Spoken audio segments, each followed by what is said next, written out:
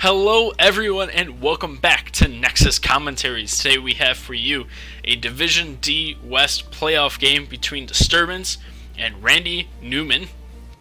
Joining me today is Logicalia. I don't know why I'm stumbling on words already. Hello. Because it's a playoff game, it means Disturbance, which is the higher seed, just got their pick. It's as if they had won the coin toss. They chose to take first hero pick. The map bans were BOE and Tomb of the Spider Queen, banned out by Randy Newman. And Disturbance banned out Alterac and Sky Temple. And then Randy Newman picked to go to Cursed Hollow. So when you go to Cursed Hollow, what do you look for?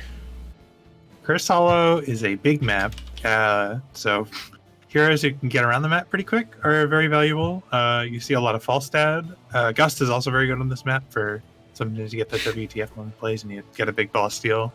Dahaka, pretty solid. Sometimes you see the rare Brightwing, who chills in the lane to clear waves until one of the heroes gets damage enough for her to teleport it on.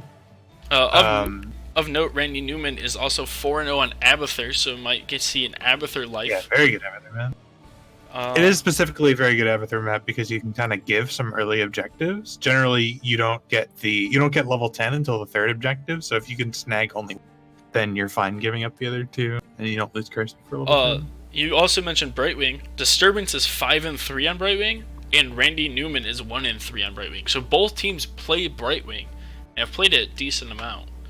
Yeah, she's a good hero. I think she's kind of underrated in the meta right now.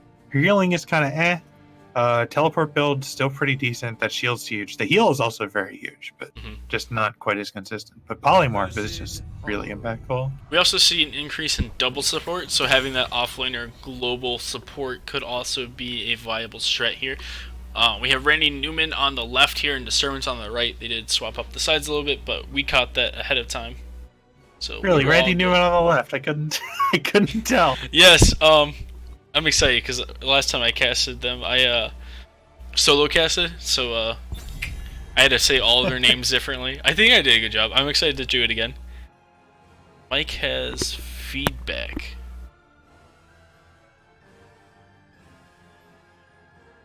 Not seeing it on my side. It might have. There's different sound settings on that screen though.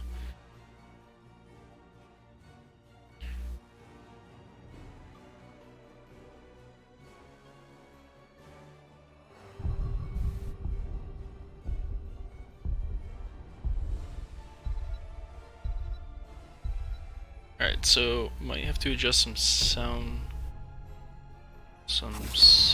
Alright, we do see the Abathur band coming out. That's pretty big here. Yeah, that's smart. Very good Abathur map, as you mentioned. Probably one of his best still in the map pool right now.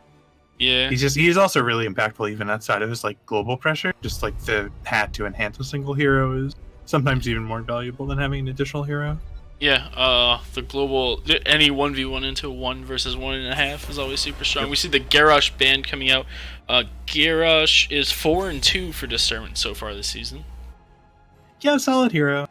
Curse doesn't really give him any specific map advantage, but he's just sort of a good hero in general. Zeratul, however, very good on Cursed Hollow. He can blink all over those sort of natural chokes, and he can sort of get around into awkward points. And don't think Randy Newman has played Zeratul at all. They have played. He's 1-1 actually on Zeratul, that team.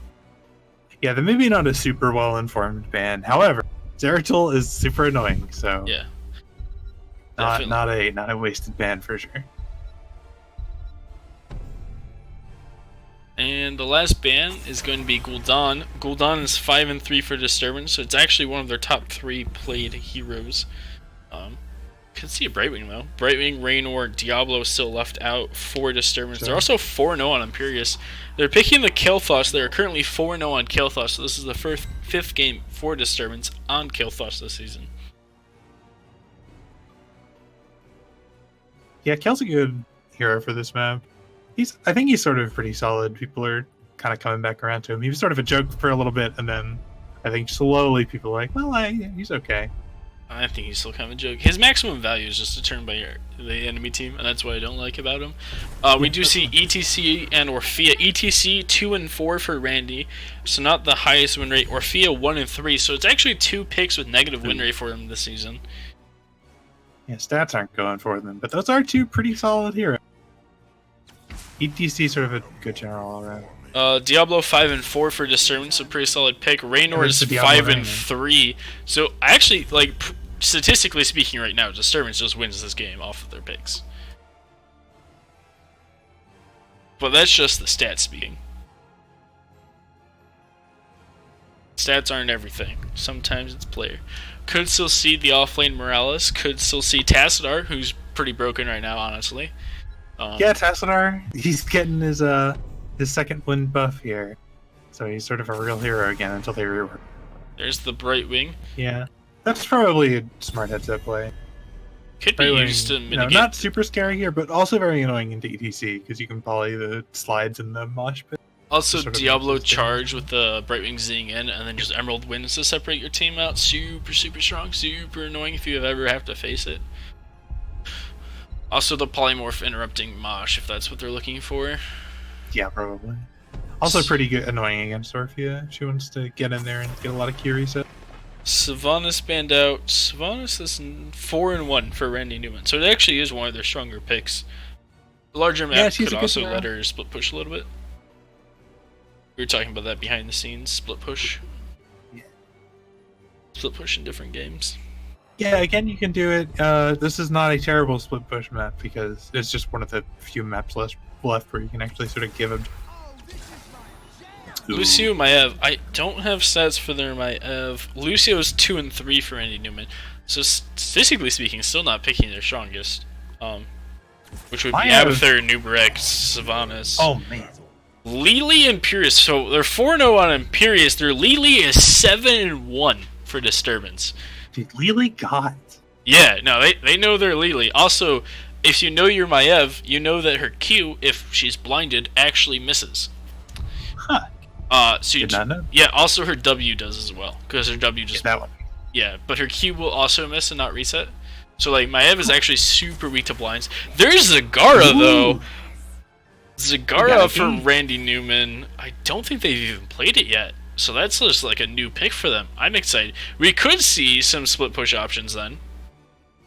Could also see the Maw. I think Maw might be better now after the latest nerfs to Nidus Network. Nerfed Nidus so many times. They buffed, they nerfed Maw and they buffed Nidus, and then like after a year they just like heavily nerfed the Nidus back down. But I know you hate Zagara Blizzard. I used to too, but come on. She needs to be viable. Alright, so on Randy Newman, we have Randy Newman, Randy Newman, Randall Newman, Nandy Newman, and Randy Newman. Do you want to introduce Disturbance? Yeah, for Disturbed, we got Wraithling on Imperius, Mambo on Raynor, Belial on Lily, Kurtz on and Captain Roberts on Kel'Thas. It should be a cool game. I'm curious to see what the Zagara does. Like, is she planning on being... I think she's pretty good in team fights these days. She's got a lot of... Like, even if she doesn't go the stacking auto attack talent, I think in Venom Spine or whatever it is. Medusa's also super good because it's just hitting three people. I think there were also some changes to the Roach Drop build, so that... I don't know if that's more or less team fight oriented. I think, like, the radius is the baseline. But yeah, and then the stack. Roaches or something. No, the quest that increases the radius and adds 3 roaches was buffed by needing less stacks. Right. We do have Volatile Acid, which is I'm pretty sure that's the standard talent. It's the standard one I take anyways on her. Yeah, it's pretty good. Other than that, blind build coming out so far for Lily, but could also be Serpent build or the support build because you don't really know yet. We got 4 talents not yet picked. It's going to be Prog Rock, though. It's going to be Q build, it looks like, coming out from Orphea. Miyashi's Memento from Maev, so she's looking to do auto attack damage there. Globes from Kel'Thas, which is pretty standard. I'm curious to see what Diablo wants here. If he's going to go the heal on stun. He is. Yeah, he is going to go for the heal, though. The 12% health back on charge and overpower. Zagara already doing work. She got some 2 knights set up. She's got roaches down. She's going to be facing Mumbo in the top lane. Imperius is going to be facing Orphea in the bottom lane, it looks like. Looks like they're going to rotate Maev up top, too. Ooh, we got a TVZ in the top lane. Space Marines plugging away at that Zerg. Orphea and Lucio in the bot, leaving just ETC in the mid against 3. Maev is going to go and get the siege camp. She's going to rotate there. Never found anything for the gank. Man, Raynor's doing a good job of just zoning out and dealing with the Zagara, though. Raynor is such a bully. He just sort of shoots you with his big gun, and then you die. Yeah, but that was just like what Zagara did though in the lane for a while. She just bullied you with her W, and it just isn't. Yep. It's losing to the Raynor autos these days. Lily, Killfuss, BM Siege Camp on the other side. There's Maev capping theirs. First objective is bottom, so I would argue that Maev should have partnered up with like Lucio and done the Bruiser first, so that way the Siege came out a little bit later, closer to the objective spawning.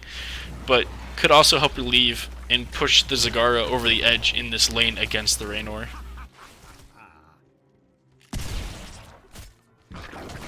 Yeah, top lane might be about to turn into Zagara's favor. She's already. Well, it definitely is if they're going to get a rotation of 2 more people up here. Here comes Maev and ETC. They're going to catch them out. Raynor. I feel like they could have caught him already. There's the Lucio too, but Diablo's there as well! They don't know Diablo's there yet. He's going to go in, but Raynor is still taking tons of damage. Raynor's going to get out 150 health on him. It does look like it is going to be Wind Serpent build coming out from Lily. Meanwhile, Sacrificial Soul on Diablo, just going for the charge. It is Medusa Blades.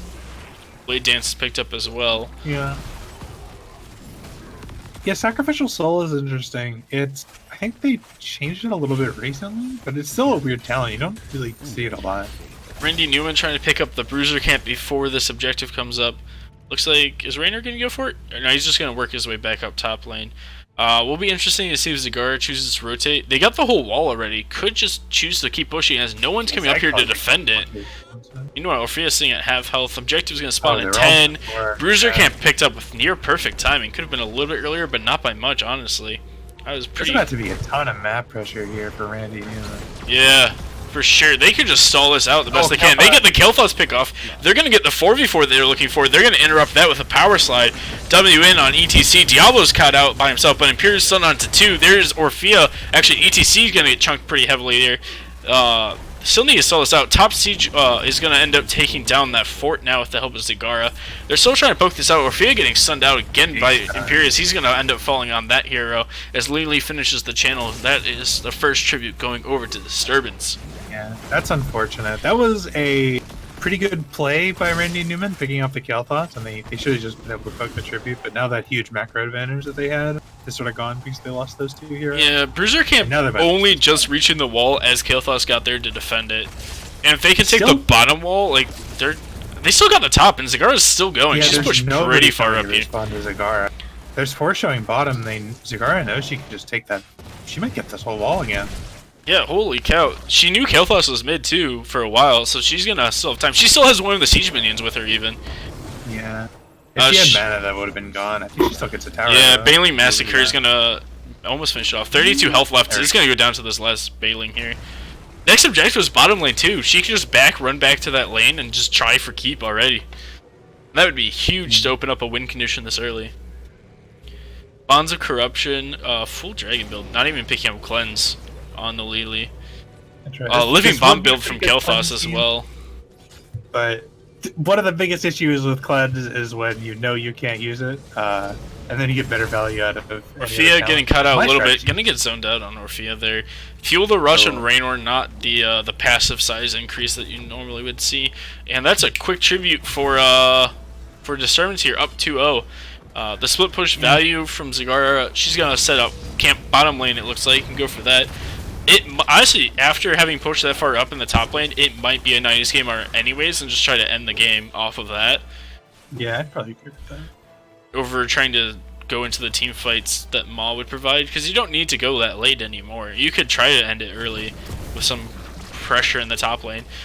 Here comes all those Bailings out, gonna chunk both Imperius and the wall. They do, and so much siege damage, honestly. We're just gonna keep following Zagara, honestly. I just like keeping the camera on Zagara right now. So much fun. Baneling Massacre does 20% more damage now. That talent does, and then plus the 50% from her level 1. That's a lot of siege damage. And it gives you 2 more charges, so that's why we could see so much. I mean, he's just sitting at like 600 health. Meanwhile, they're gonna go for the boss right behind their back here. Potentially, they got 28 seconds to get it before a curse spawns. Potentially. That's kind of this is a pretty big heads up play. It looks like they will burst it down before Tribute actually properly spawns. Bruiser Camp could go out mid for Disturbance as well. Trying to keep. I'm unsure if they'll have time to get it. Or get there in time. 18 seconds to rotate across the map, so there's going to be an 8-second setup period for Disturbance after the objective spawns. If they were correct. If I have my correct. Yeah. They're not really in a position to zone here. Zagaria might have been able to Q that, though. That's the thing. Yeah. She's got that extra range. She probably could have sat in the choke point right below the vision and hit it. But here's 10s coming out for Randy Newman, though. It is the Nice Network. It's also going to be Mosh and Sound Barrier. Nothing crazy. It is Eternal Feast though, for Orphea trying to stack that on top of the Mosh. There's the 10s. Yeah, Siege Champ versus Boss down here, so like neither one getting a wave to actually help. Siege Champ's gonna fall before the boss, but the boss got the wall. The well is gonna get some more value down here, clearing up the next wave a little bit. But it's gonna end there. Zagara, where's Zagara? There's Zagara. She was looking to go back bot. She's hanging out though. Probably should start to look to set up where her Nidus is. She doesn't have any top, any bot. Or she has bot, she doesn't have top. She could have stayed top and just set up a Nidus reel and then gone down. It is a very long cooldown, 120-second cooldown, and you can only have 4. Thank you, Blizzard. And 2 charges, though. So she could have set one up top and then, well, in it, set one up bottom and then been there. And she dies in the bottom lane to the Killfuss Imperius. Yeah, big lane. There was a big gank on Raynor top lane, but the follow-up gank on Zagara sort of negated. Yeah, Lily keeping an eye on the boss, thinking that that's where they're going to go. Let's check out these heroics, as we haven't actually looked yet. Angelic Armaments, Jugs, APOC, and Phoenix, and Raynor's Raider. So nothing crazy there. Though they don't really have much of anything that could go with a crazy ult, except for maybe Water Dragon. They're gonna kill the Killfuss rather quickly there. Is this Pinball Wizard? It is Pinball Wizard by ETC. We recognize that damage here. We saw that come out.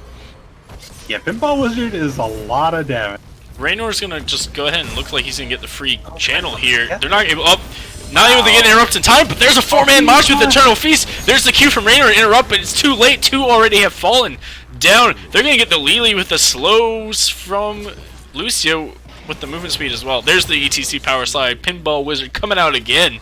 And they're just gonna rip boss. They say, we don't need to defend this. We're gonna get a boss. We don't need all our forts. But this is a pretty good heads-up play, especially with that top fort down and the wall down. They might just be able to kind of hard push this. Yeah, there's Killfuss. He's gonna scout it with Phoenix. He's not even gonna waste time trying to queue across that wall. He's just saying, here's my cooldown. Take it. Phoenix is doing a lot. He's doing a lot of damage here. It's not gonna matter. Zagara's trying to defend mid a little bit. Bottom though, he's got like a triple wave, quadro wave. Yeah, top walls down, but they're gonna be able to clean that up before they lose the fort. They're gonna go ahead and clean up bottom now with Zagara. They're gonna lose mid, so they're gonna lose 2 forts in this. But there's a 2-man power slide with the W follow-up and 190 health on the Raynor. Not going to be able to finish him off, though. Diablo, nice job with the overpower to peel off Maiev before she had a chance to commit to that. 3 people defending the boss in the top lanes. Is at least getting this tower, and it's going to get a little bit on the keep, I guess. Boss is going to respawn for Randy Newman in a minute and a half. 13 talents picked up as they're sitting at a comfortable 2-level lead right now, Randy Newman, with the Zagara getting all that early game value. Yeah, you wouldn't think that Disturb just had a curse here, but Lucio trying to solo the Bruiser Camp. He could do it if his level 1 was the auto attacks heal, but it still would take a while. They're going to go ahead and send help to him as Raynor is going to pick up the Siege Camp for Disturbance here. And probably has to respond to the Zagara. She's going to go ahead and set up a Nidus here. She still doesn't have Nidus in other lanes, so she can't go anywhere with it. It's just like an extra fountain. Yeah, she should probably... She's going to dip inside of it, though, because Imperius is there now. And there's 3 people from her team as well. So 5 people from Randy Newman down here right now, trying to clean up this fort potentially, as they have the Bruiser Camp in mid. 13's just now picked up by Disturbance, but 16's around the corner now for Randy Newman. Also, I just realized Sorry about that. Alright. They're gonna push in and start doing the long-range artillery siege using the Zagara Bailings. They're gonna use Roachlings to tank as well. They're shredding it. It's down to half, but here comes Lili Kel'Thas in the back line. There comes out the APOC, but it's gonna hit no one. Maiev ult going out as well. There's Eternal Feast inside. It's gonna hit 2, 3, 4 times, it looks like, before it's gonna... it's still going. They're walking around the edge there, and they were still getting hit. They go ahead and back out. How much health is left? 1,200 health on the fort left. 2 ults. They still have Mosh, though, which is important. It's Mosh versus Cups, really. Well. It's really just Mosh versus Cups. Though I guess Lucio has his ult, and that's pretty important, but I wouldn't count Nidus in this. Zagara is basically playing without a team fight ult, so it's not really much that will do. They're gonna go ahead and get this now. There's no way 5 Bailings. It dies in like 2. They killed it with 5. That's a lot of damage though. 2 Bailings, 1,200 damage to a building. They're like real Bailings. Yeah. And Roachling's like taking the Raynor down to like 3, just chunking him for like a quarter of his health. There is a single bruiser minion left in the mid lane for Disturbance. Are they gonna do boss? They can go for it. They're gonna go for boss, but they might get caught out here by Diablo. Maiev did walk in the bush. She did see them. She's gonna blink out. She's gonna take Living Bomb over to 2 though. And Pierce is gonna get a 2-man stun off. They're gonna start backing out. There's the Lucio ult that I just mentioned. That's gone now too, but they have the Eternal Feast back up. They also have Mosh. There's the heads up play. There's the objective spawning now, right next to the Disturbance as Lili's trying to heal up Diablo. Lucio doing a good job. We also had taps available for Randy Newman here as they're going to move in. 16 talent advantage is going to go over to Randy Newman. As here comes a Mosh again. Nope, never mind. Nope, there it is. It is on 3, but it's going to be quickly interrupted. Eternal Feast still there, and Maev's going to die. Or Mosh, ETC died actually, but did pull 2 back into it for a couple extra procs there. Maiev ult out as well, and Pierce is going on the Orphea, going to get booped away, but it might not matter as the gravity lapse is going to stun out Randy Newman there. They're still passing Living Bomb on the Lucio and Orphea, and he's going to die there in a second as the Living Bomb proc 60 health. Never mind, Kel'Thas is dead. Raynor might die as well as they are looking to trade out with that one.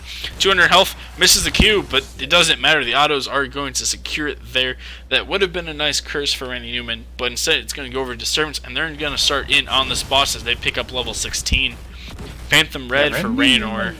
They got a pretty big combo there, but it just didn't pay off. Sometimes the counter combo, sometimes your own combo does you harm because the counter combo is so strong. Yeah, you need to catch like the Raynor. He'll just Q it every time. You need like Raynor.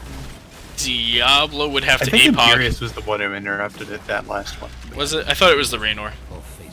I think Raynor was in it. I'm pretty sure it was the Imperius, but I'm not. They have to catch like Imperius or Raynor. And I guess KT can interrupt it too with Gravity Labs, huh? They actually have an okay-ish amount of interrupts. It looks like they'll probably just leave Zagara here. Zagara, again, still no dice in the top lane, which would be nice for her to have right now. So she could get there after doing some damage to the boss, but Disturbance is going to set up here. They could also just give this and try to get 20 on Randy Newman and just play for the 20s. Yeah, that would be probably not a bad strat. Looks like they're going to kind of half-heartedly commit. There's no nice Pierce ult going out here, getting absolutely no value. No shielding, no damage from it at all. Just going to put that on cooldown for over a minute. Meanwhile, the boss is going to get about half health, and that's about it on the bottom keep. But they're going to get the top keep now, or boss now.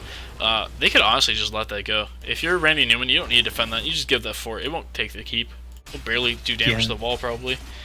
Idiot stacks. You do give up your 1 catapult advantage every like 3 waves or whatever it is. But yeah, it'll still sec up over time. Yeah. Idiot stacks for Orphea on Ravenous Hunger on her 7. Well, that will continue to increase in damage over time.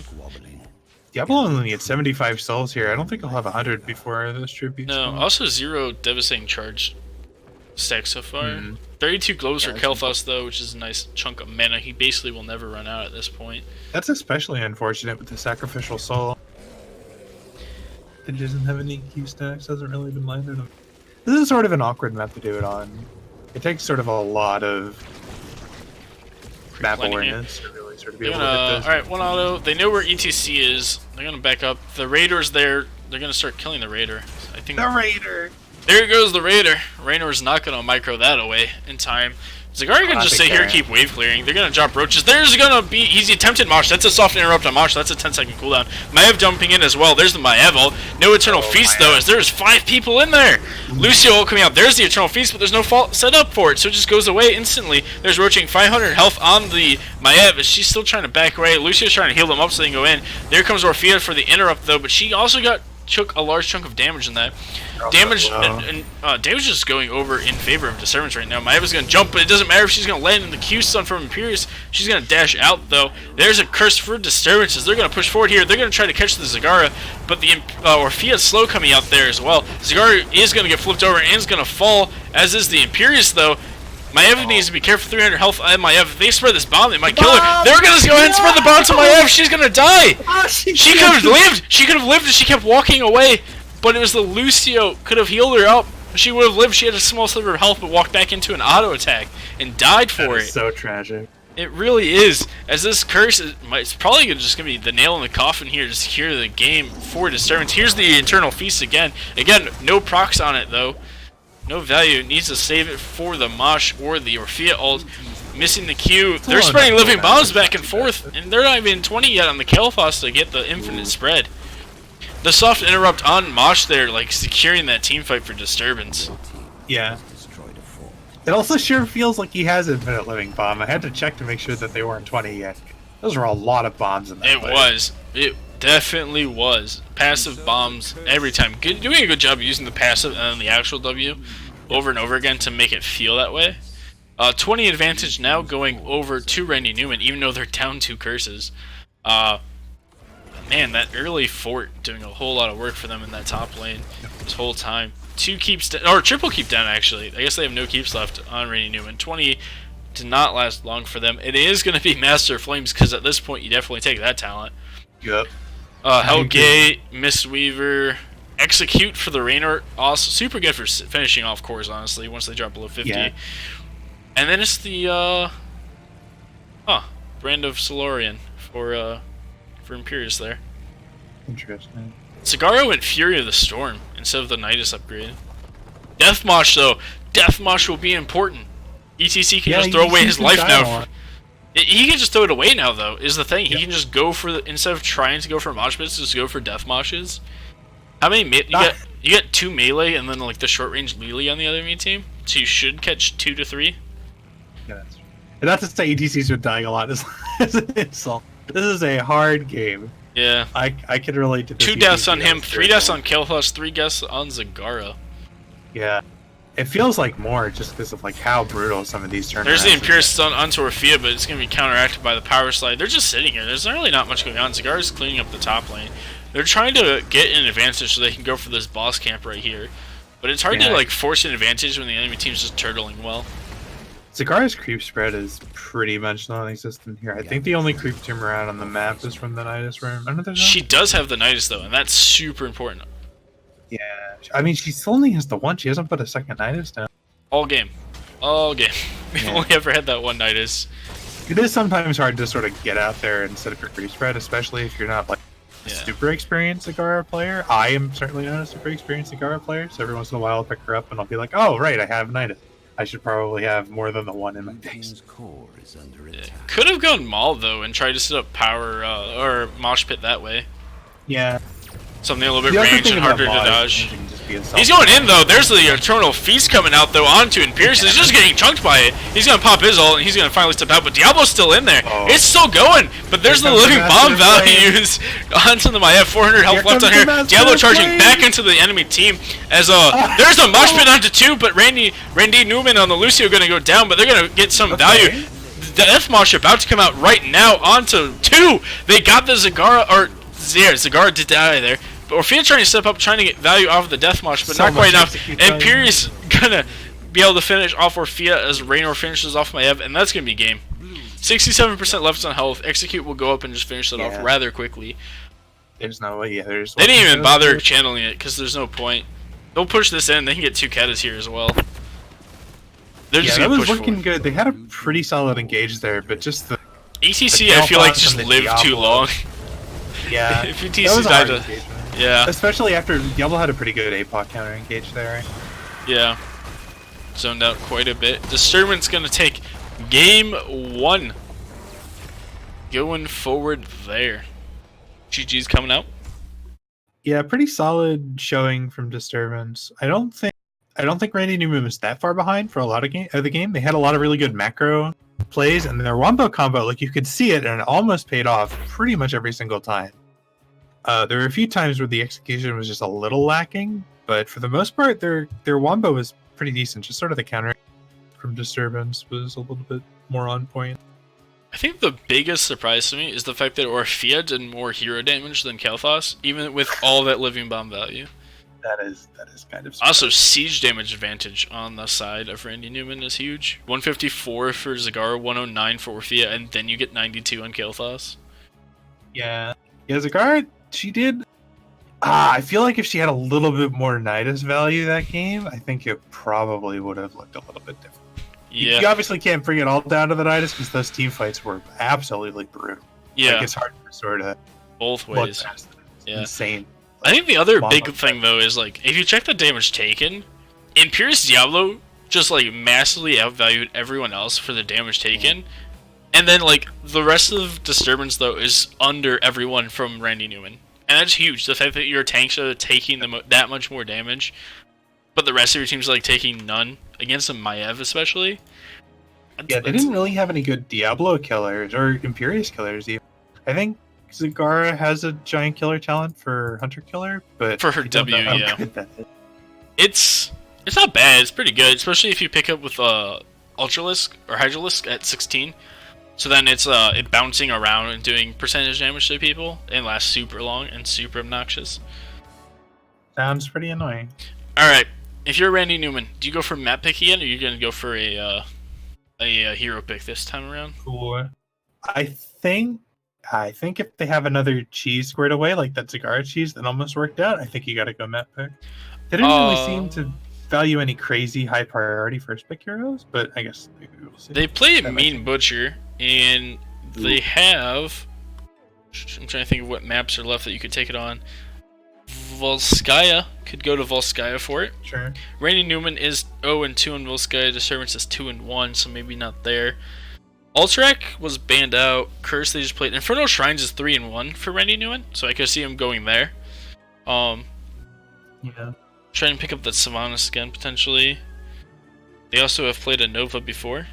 Also, while we're on the screen, I need to check to see if I have any double audio. I don't know why my mic was echoing on the screen last time. Mute that, I guess. See what happens. I used to have a butcher strat that I ran with my first team, the Badronauts World Championship. This is back in the day. This is before Twilight Dream was meta on Mel, like before he had the mana return, and before double support was a thing. It was, well, I guess it was Tyrande. The strat was Malf and Tyrande, and you take Twilight Dream and Starfall. Also before Starfall was meta, and you just sort of have the. Since you have two healers, it makes up for the lack of healing that you supposedly lost with Tranquility, back when people thought Tranquility was good. I've ran Butcher Shreds too. We always took it on Tomb, and we always went Uther Lucio, and then Falling Sword Johanna. And then you would de-shield the Butcher as he was charging, so that way when he showed up, you just couldn't stop him from doing his combo on you. And then Johanna could Falling Sword and start distracting the rest of the team. And then Lucio, you can actually speed boost the Butcher charge. Huh. And so you would speed boost a de-shielded Butcher charge with a Falling Sword Johanna falling on you. And then our last pick was Li Ming, because Butcher would get one kill and Li Ming would just snowball the rest of the team fight. And that's what we did. That sounds really good. Yeah, it was crazy. It was fun. I love that Butcher comp.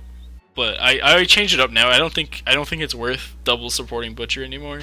I think you use him for the one kill and you run double DPS on top of it. But hey, double support's back, so could go there. Waiting to figure out where we're going right now. Oh, here we go, and we are going to Infernal Shrines. I called it. Nice. It is their best map at 3-1 for Randy Newman, so I'm guessing that they picked the map, as Disturbance hasn't actually played this map yet. Huh. Wonder how you got away with that. Well, if they're anything like me, they just ban it every game. That's what I like to do. I hate the map. It's too balanced. That is a valid complaint. It's very, like, it feels very one-dimensional. Like, you can argue, like, there's all these different strats on it, but, like, how many strats on it are not take the objective and win the game? Yeah. You know, it's... Yeah, you could use Pirate on it. Yeah, you could do, like, a split push Zool or something to double soak during the objectives, but, like... It just kind of feels like you always have to build around the objective on this map. More so than other maps, because of where it positions. Are you in here yet? I am now. Oh, welcome in. Alright, so... What are we taking on Infernal Shrines? If we're playing Infernal Shrines, what are we taking here? You need some kind of wave clear. I think I mentioned it last time we were on Infernal Shrine. Every once in a while you see a Diva or a Ragnaros or an Alexstrasza, just some kind of hero who has a now I'm scary button. So heroes like that are generally pretty good. So, but usually Alex maybe sort of is a more quote unquote meta. You do see a Ragnaros every once in a while. Diva kind of isn't a hero, even though I think she's personally at least a little underrated because she seems to win a lot in my personal experience, but she Diva, just yeah. kind of isn't a hero on paper. I think Diva's definitely super underrated. Trying to think, all of the heroes you've named, Ragnaros for Randy is 1 in 3, and other than that, they've not played. No one has a Diva player apparently, which is really sad. Though Randy's new, like they've played a ton of different things, so who knows what they're gonna end up picking up. Yeah. I'd say the biggest one that I'm seeing on my list would be the Sylvanas for Randy, and then it's the Gul'dan for Disturbance. 5 and 3 on Gul'dan. Very good on this map. Gul'dan's wave clear is just kind of unmatched. Like, I don't know if there's a hero who has like better raw wave clear than he does. Arguably Zool, but he needs his level 4 first to get the CDR to keep up. Yeah, Zool in theory, but Jaina might be faster, but she has higher cooldown, so it's not as good on the objective, but actual minion waves, I'd argue it's probably better. Yeah, probably. Sylvana's also pretty good. Her wave clear's not too bad these days. Not the best, but her push, she's Sylvana. She can still turn off buildings at least a little bit, so... She's definitely not bad here. And also, Shrines are a pretty good way to farm W stack, so... Yeah, Johanna is played by Randy Newman. They're 2 and 3. That's one of their top picks. So we could see that. What else do they have here? They play Murky. I would love to see the Murky. Ooh. Yeah, good Murky map. Just Murky's fun. We're getting everyone saying that they're ready, so we should be opening up the draft. There it is. Ooh, there's also the sneaker not sneaker. The sleeper Tassadar. That's what I'm looking for. Yeah, honestly, where is my Tassadar? He's first pick, first ban material, people. Learn your Tassadar meta. He's been buffed. He was already good, and now he's stronger. Like, especially if the enemy team goes Garrosh, because you get the anti-physical armor, and you can shred him with -35 physical armor. I think the big one was like Vault. Like, you just hypercarry Vault. You ban out the Ana, and you go Valarial with Tassadar, and you just win the game. There's the Abathur ban, because Randy Newman's pretty good on it.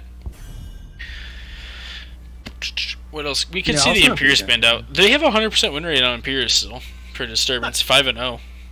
Yeah, the Imperius play last game wasn't too bad. He missed a couple stuns, but he hit the ones that mattered. I mean, ever is good to miss a couple stuns. Yeah, 8 and 1 on Lily though. Zul'jin 6 and 0, 5 and 0 on Kal'Thas. Yeah, there's the Garrosh ban. Garrosh, pretty scary. 4 and 2 right now for Disturbance. So not their highest win rate, but definitely a high enough up there that it's a comfort pick that if you're not comfortable facing, you get rid of it. Yep. Garrosh is just kind of one of those heroes that are sometimes not very fun to play again. Yeah. ETC banned out because that was what Randy Newman's comfortable on. They're 2 and 4 on it, so I imagine they're going to look for the Johanna this game if Disturbance doesn't pick it faster. Though they're not really the biggest fans of Johanna on the side of Disturbance. Yeah, she's still a pretty solid all-rounder. She is kind of not the most fun hero to play, but she's still she's still Johanna. She's still a very good front line. Good meat shield. There goes the 5-0 Kael'thas, banned out by Randy Newman. Don't want to have Disturbance take that again. I imagine they'll go into a Gul'dan situation then.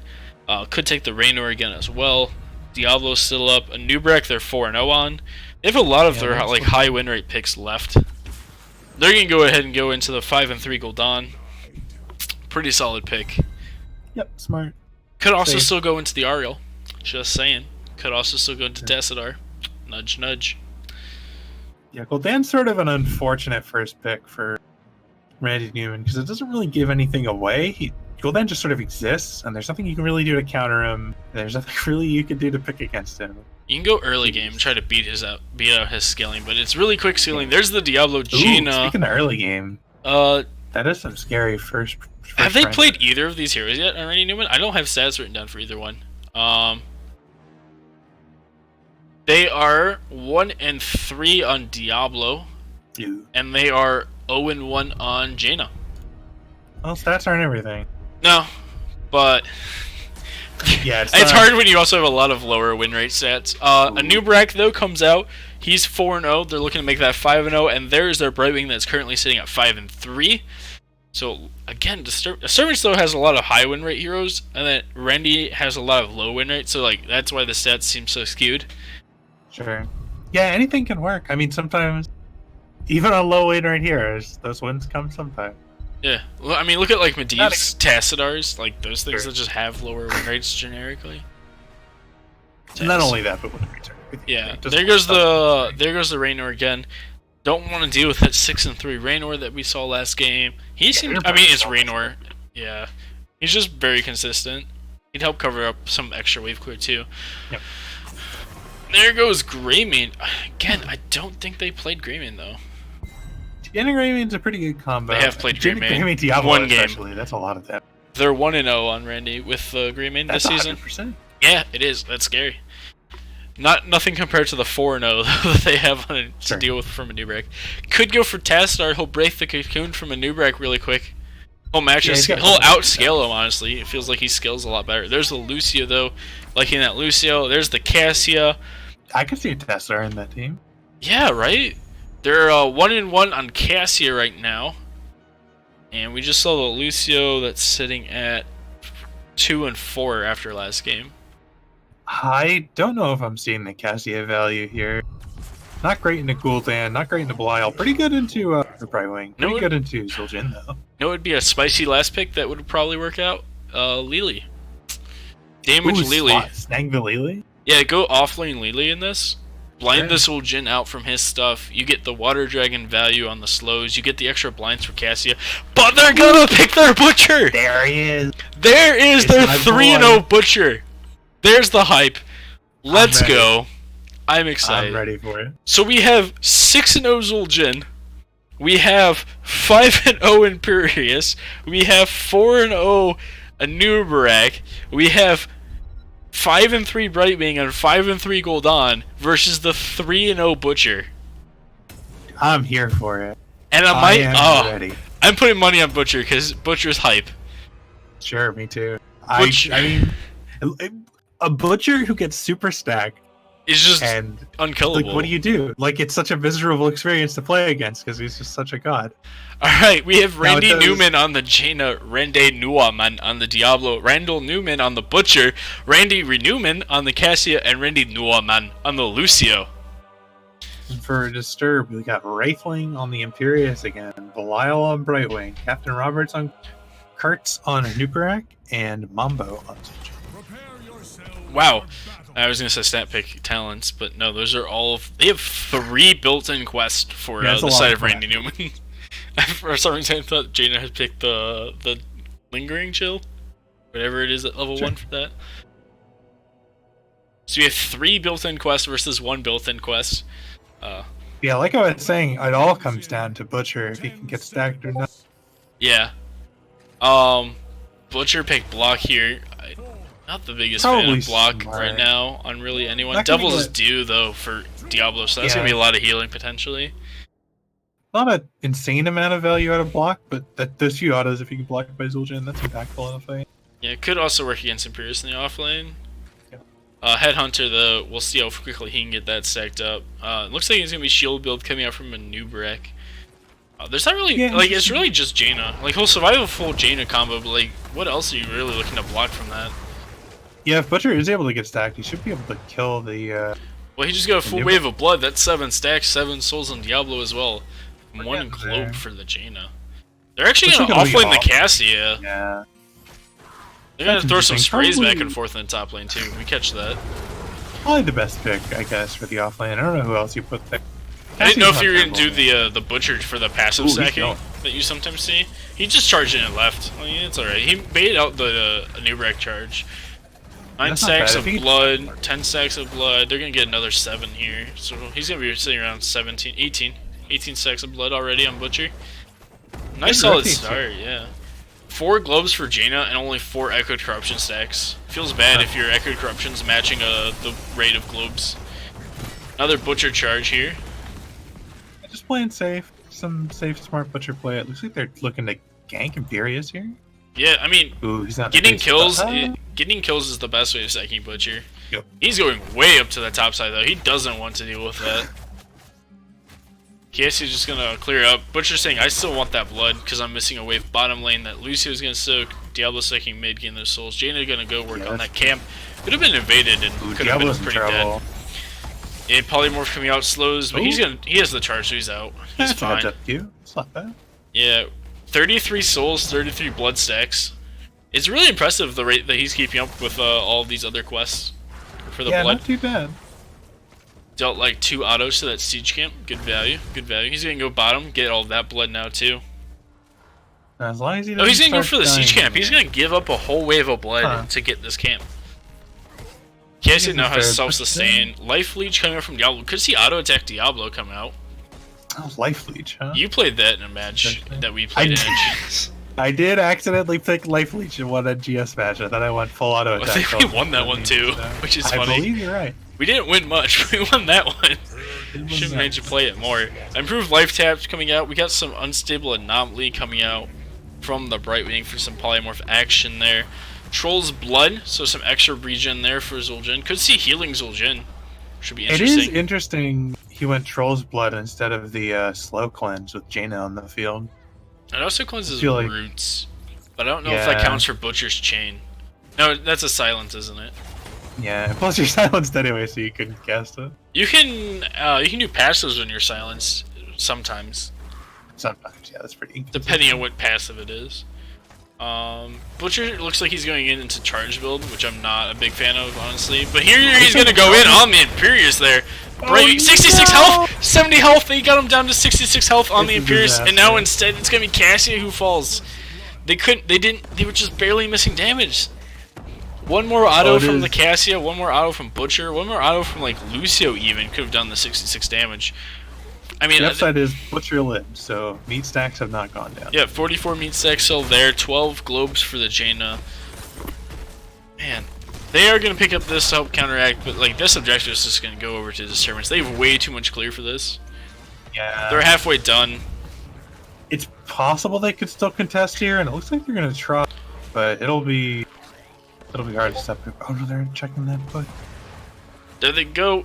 They get body blocked by him at first, but Diablo's just going straight for the Gul'dan. They're just diving all the way back. They're going to kill Gul'dan instantly there. Not enough peels. The Zul'jin also halved his own health there, which is why he's slowly taking back up. They clear him out. 7 stacks left needed for Disturbance here, but they lost the Gul'dan.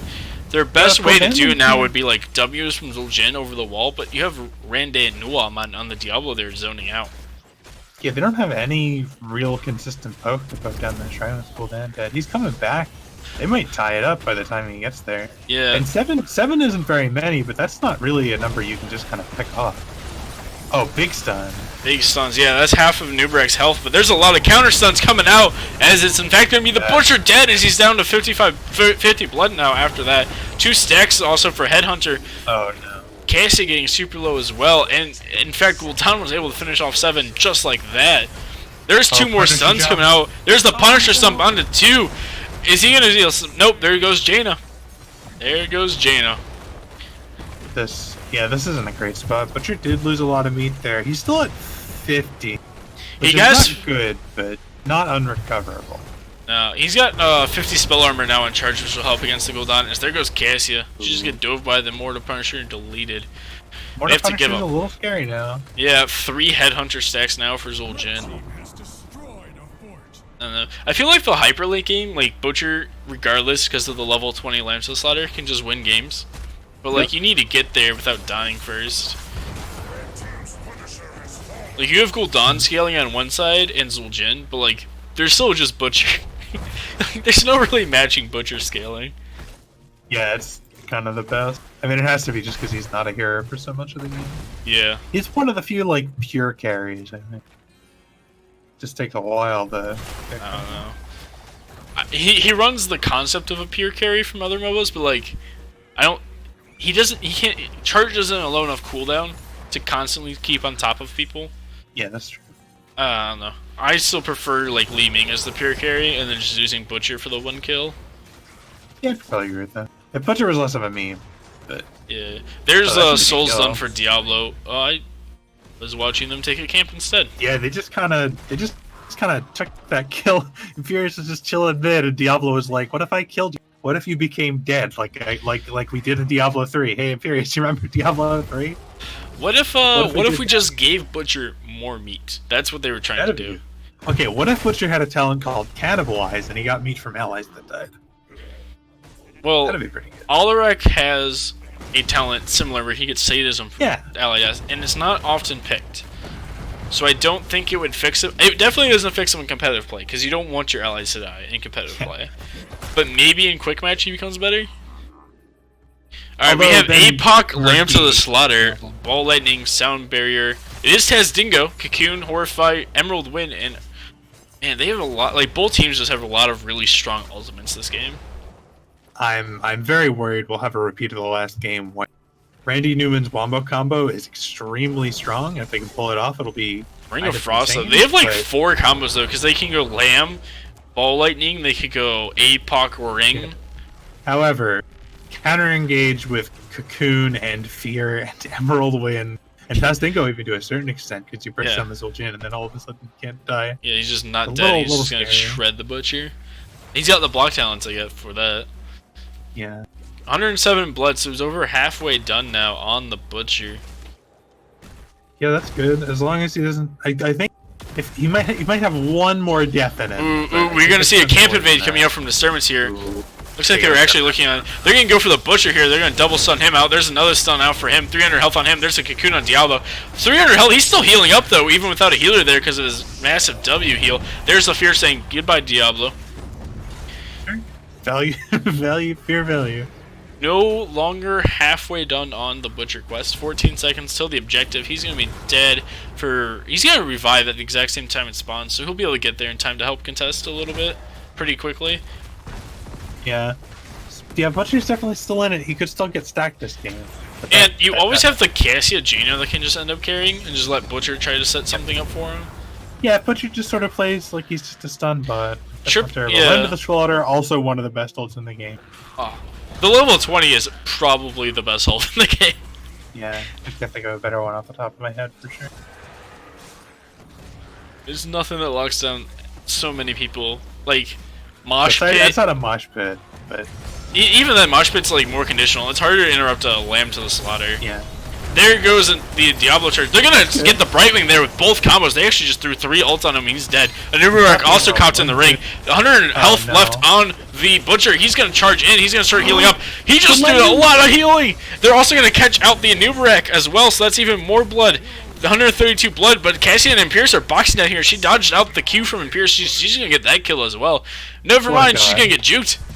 Gonna get the Q. That's a lot of meat. Yeah, Butcher up to 172 blood now. He just finishes off minions now. You send the other people back to defend, and you just let Butcher finish stacking off of minions. Well, there goes Jaina as she dies to John Cena. That's unfortunate. Yeah, still only 3 stacks on Headhunter, only 15 stacks for Zul'jin's passive quest. Soul's fully stacked, Butcher's almost done 184, only needs 16 more. He's gonna go top lane. Data there. How many minions are in the top lane here? We got 3, 6, 9. It's like 12, 13. That'll do it. He's just short. I think he's short like 3 after if he gets all the blood up there. Which, as long as he doesn't die, you'll get 3 really quickly.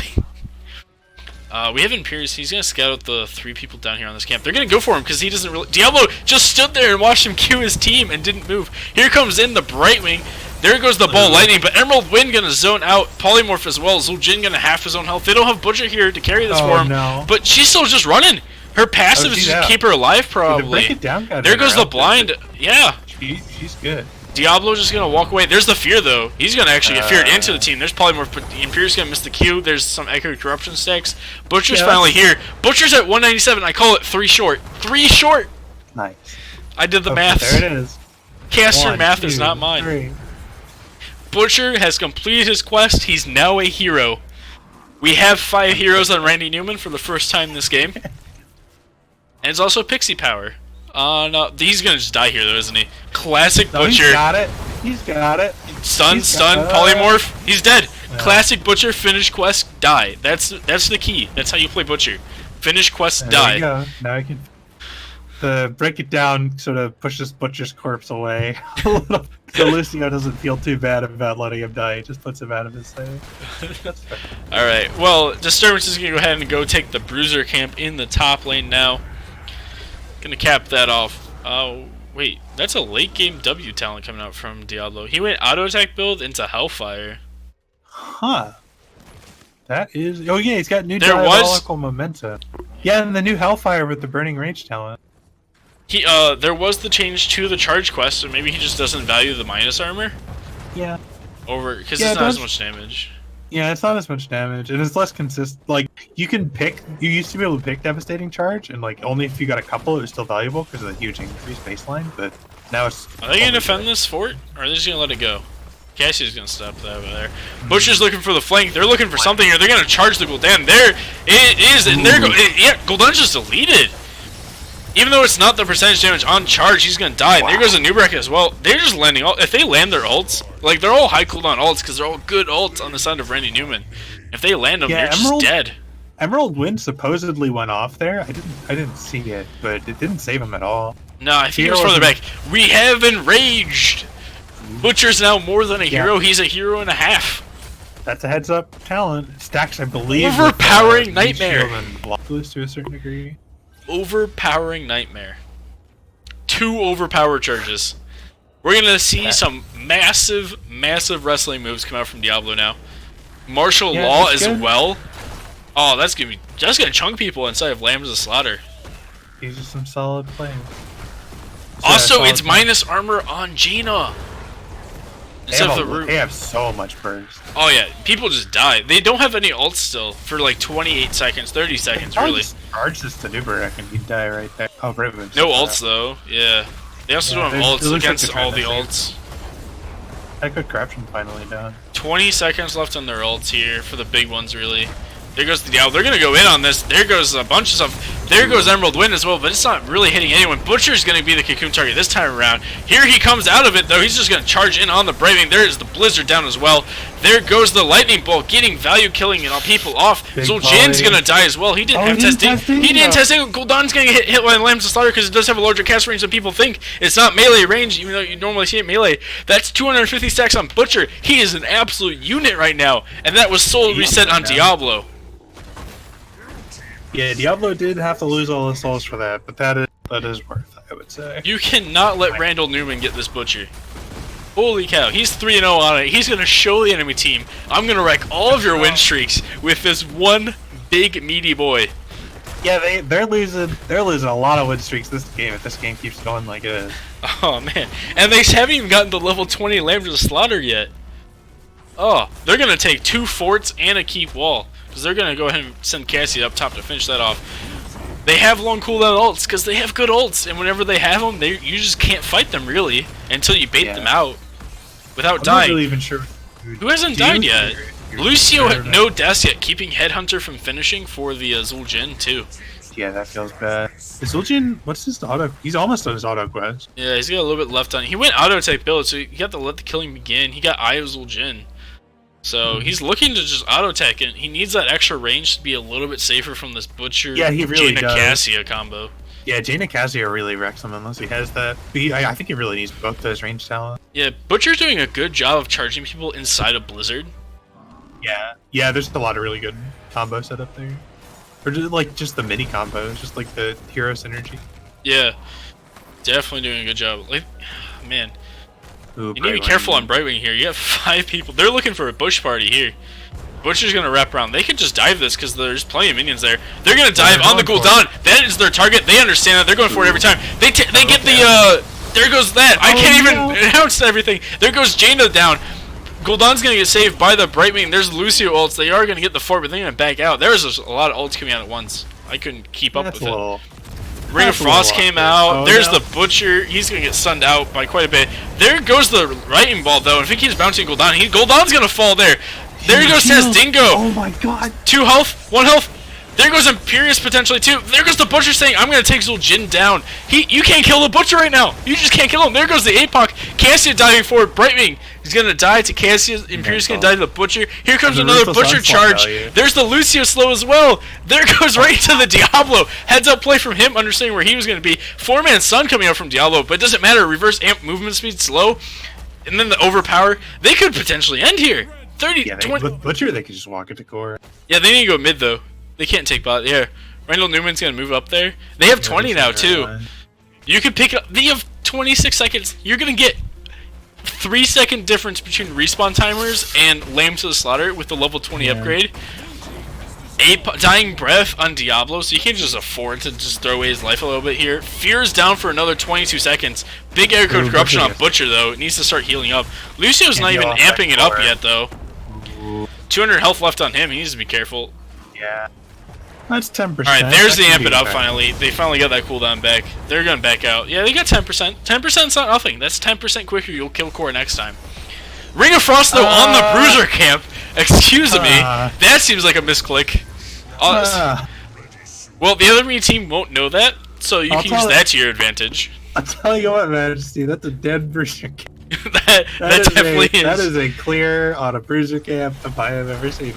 60 seconds on that. 14 seconds left on before the objective spawns. They'll clean up top lane a little bit here, though. Both teams. Yeah, no, that's not what you want to see right before an objective comes out. Happens to everyone, though, once in a while. Someone's got to do it. It's always Ring of Frost, though, I feel like. Ring of Frost is the only ult I ever see, like, accidentally get clicked like that. Yeah, it is. It is kind of funny how that is always Ring of Frost. I'm a Jaina player. I'm pretty sure I've done it at least once, if not twice. It just happens, you know.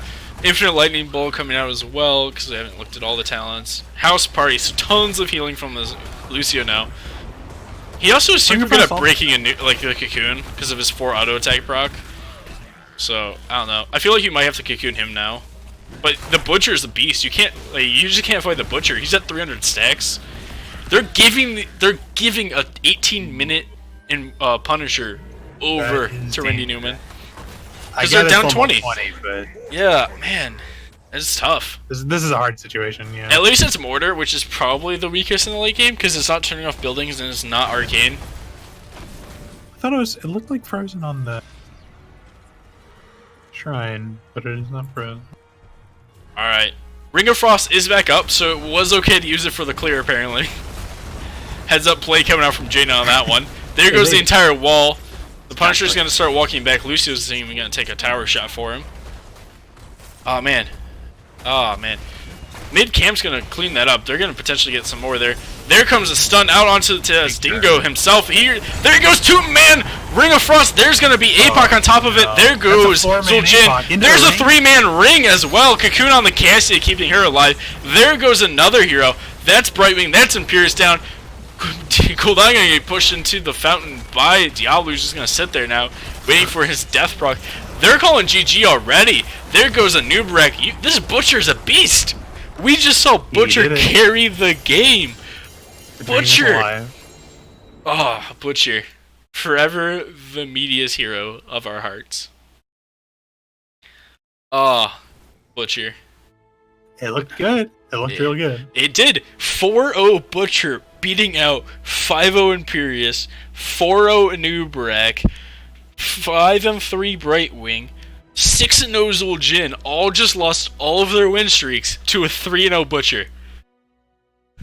Also, Lucio never dying, so applaud to you, Lucio. Aw, man. Butcher, Not even that high on the damage chart. Not even that high on Siege chart. But high on the impact chart. He's second highest tank damage though, beating out Pierce and Anubarak. The issue with Butcher is his hero damage is never that high because he just kills people. Like if he gets stacked early enough, his hero damage will be pretty much equal to the health bar of the hero he killed, and no higher. Cassia though topping kills, siege damage, hero damage, and XP soaked. Which is a lot of stats for one hero to be topping in. Lucio though with 100% kill participation. Cassia with 100% kill participation. And Butcher with 100% kill participation. So only Jaina and Diablo, yes, are not getting 100% kill participation on Randy Newman. Man, just absolutely crazy. No one on this side of Disturbance has 100% kill participation. Interesting. But it's hard to get 100% kill participation if you're dying. Just 23 kills to 9 definitely shows. And Butcher was hype. We could potentially see him again though. Like it just works apparently for them. Apparently. Good at getting it. The triple damage setup with the Butcher though is what I personally prefer as well right now. For that very reason, you just have a little bit more early game pressure, and you get the late game, and Butcher's gonna do Butcher stuff regardless of how much support you give him. The only hero, they have 2 heroes left on the side of Disturbance that have 100% win rates. They're 3-0 Thrall, and they're 5-0 Kael'thas. So maybe they'll try for those heroes. Time to pull them out. Yeah. Do you let the Butcher through? Do you try to like mitigate the Butcher? Try to like win that lose streak too? Like, this is your playoff game though at the same time, so it's hard to like. You don't want to risk anything. You gotta go for what you know. What do you do on the side of Disturbance? You just lost a Butcher. Like, that's just demoralizing. That is tilting, I gotta say. Losing to a Butcher, like on theory, you're like, okay, the hero's bad. We can play early. We can play smart. We can not let him get value. Their draft was pretty good into Butcher, honestly. I was not. Yeah, I believed in the Butcher because I wanted to believe, but on paper, that was a very scary Butcher game. But he did it. He pulled it off. He did. Very well played. Honestly, if I was I would have not have considered drafting Butcher because the other team looked so good against Butcher. Tons of stuns, Emerald, Polymorph, Cocoon, everything that you possibly would want against a Butcher besides 800 blinds and 800 cleanses. I like Uther to counteract Butcher, double cleanse plus some stuns.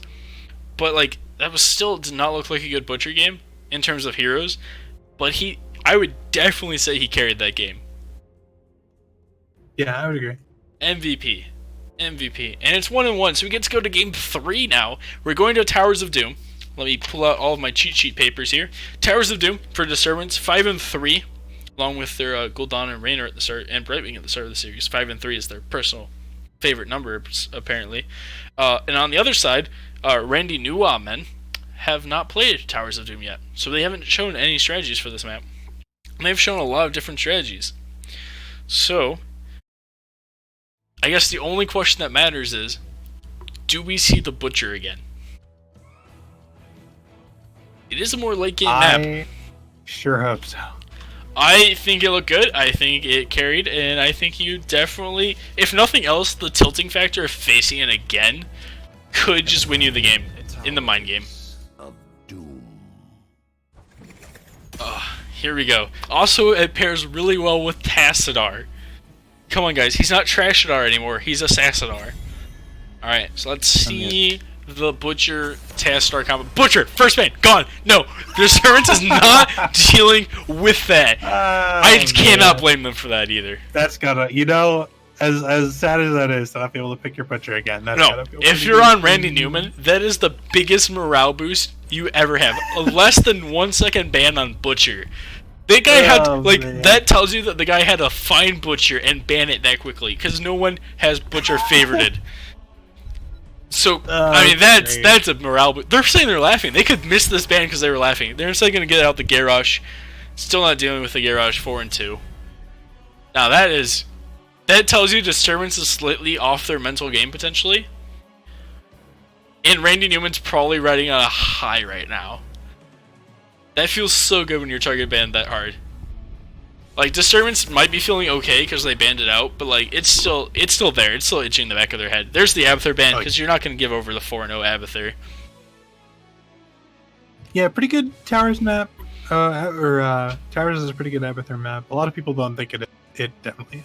It definitely is. Any map that scales that well is super good for Abathur and Butcher. And also giving the objectives doesn't like and give the Tassadar. Yeah. He's good at soloing the objective. He's good at laning. He's good at not dying. He's good at scaling. There's the Kael'thas ban though. Not going to give that back over to Disturbance. There's the Diablo though. We see a high priority on Diablo still coming out from these teams. Disturbance is going to first pick Diablo here. We could see Johanna. We could see ETC. We could see a Nubrak picked up here. We could see Murky. Wouldn't mind seeing the Murky or Nova come out. What I would love to see is the Murky with Octograb and then the Phoenix Planet Cracker just murder people in the offlane, so you're forced to send like 3 people to go deal with a Murky or they'll just die. Alternatively, you could do Entomb Planet Cracker, so you have a useful hero. Yeah, but Murky can just go and like triple cap for you because they can't deal with him without dying. There's the Lucio Jaina though. Both those heroes did pretty good last match. Lucio is now sitting at 3 and 4 for them over on Randy Newman. Definitely their most preferred healer here. Yeah, he's solid. He's also very much fun in my personal opinion. There's the Raynor again. There's the Brightwing again for Disturbance. Brightwing now sitting at 5 and 4 for them, so they need to bump that up. Jaina though, very good at clearing camps, especially if you use Ring of Frost. We're not gonna let you live it down that soon. We see that. We catch those around here sometimes. What's this ban? They could ban Tassadar.